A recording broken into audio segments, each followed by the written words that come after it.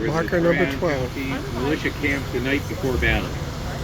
When we read about the War of Independence, the focus is often on actions, movements of men, equipment, formations, and positions.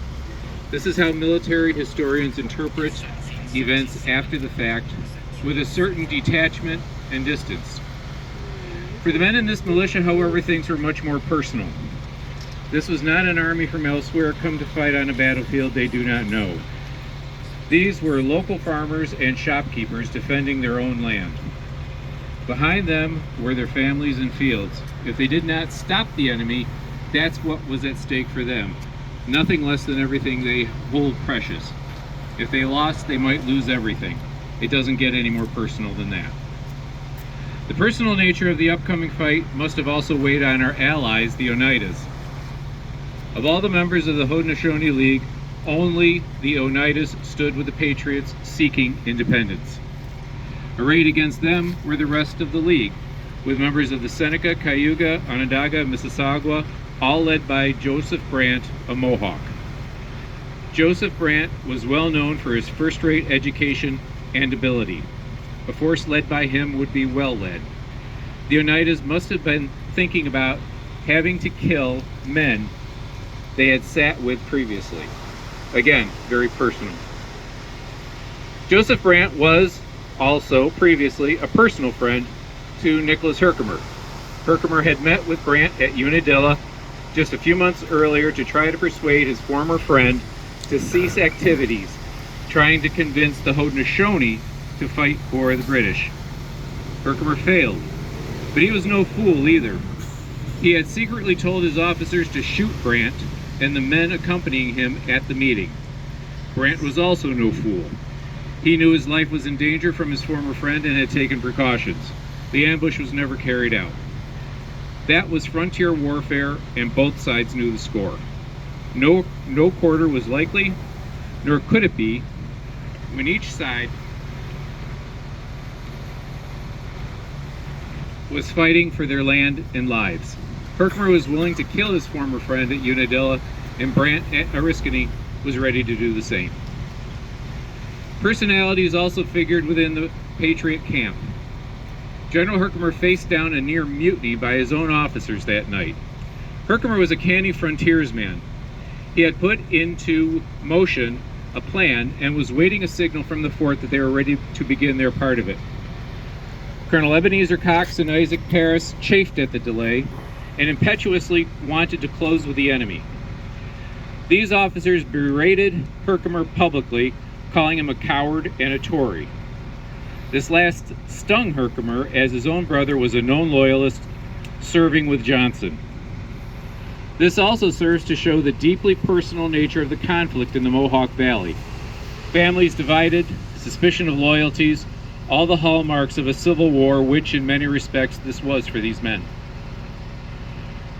Herkimer at first tried to calm his officers by stating he was not only the leader of the militia but also charged with the care of his men, and he did not want to lead them into a position from which they could not be extricated. In the end, though, he relented, and against his better judgment, the next day led his men into that ravine in ambush. These were the conditions under which these men fought. They knew they were in an all-or-nothing fight for their lives and the lives of their family. They and their Oneida allies knew this was going to be a battle unlike any a conventional army faced.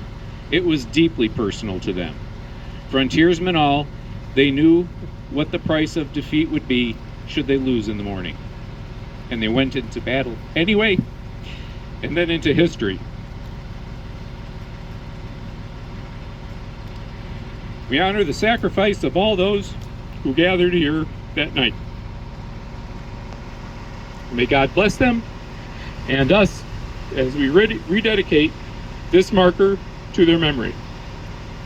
And I'd like to introduce Sue Lorraine, Whitestown and Whitesboro historian.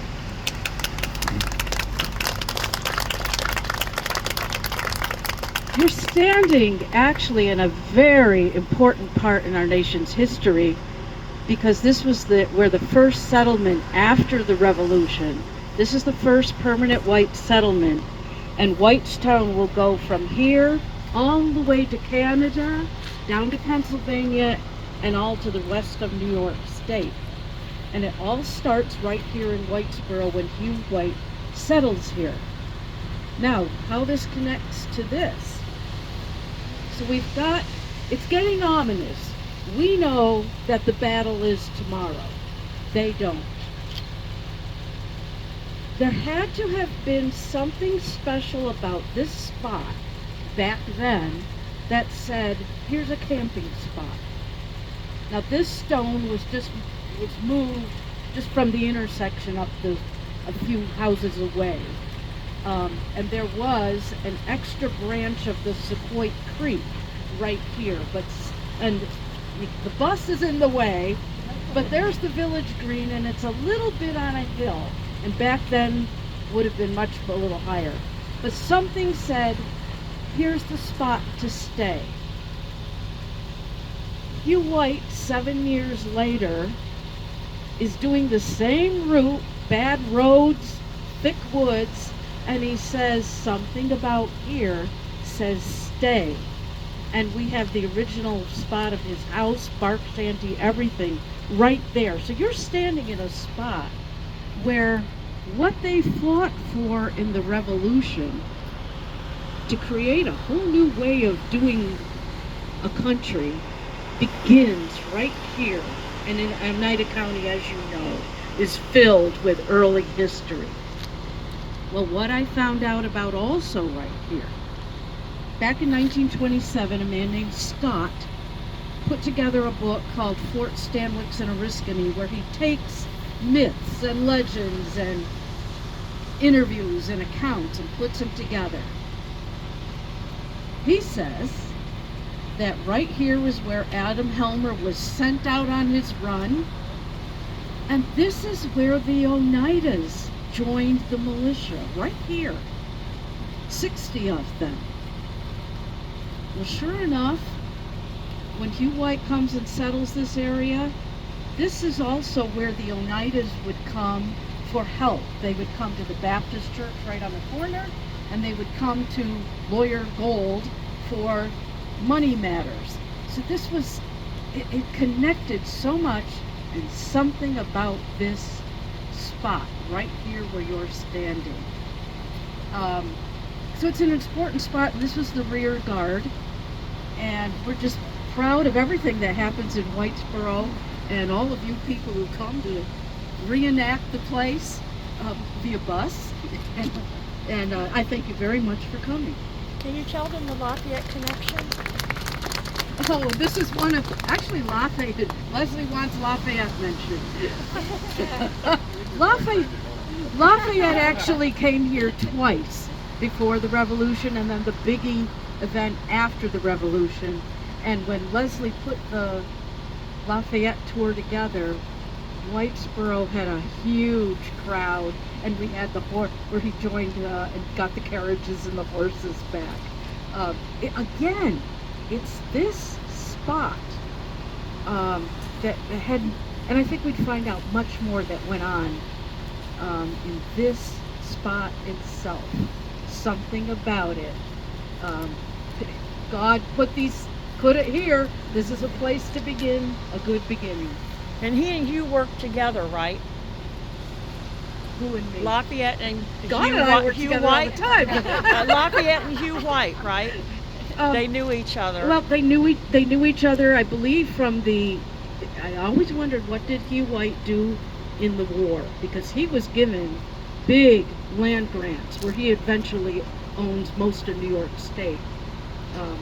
But Hugh White himself is a mystery that we have not uncovered yet. Very good. Yeah. There's always more to do in history. Okay. All right. Thank you.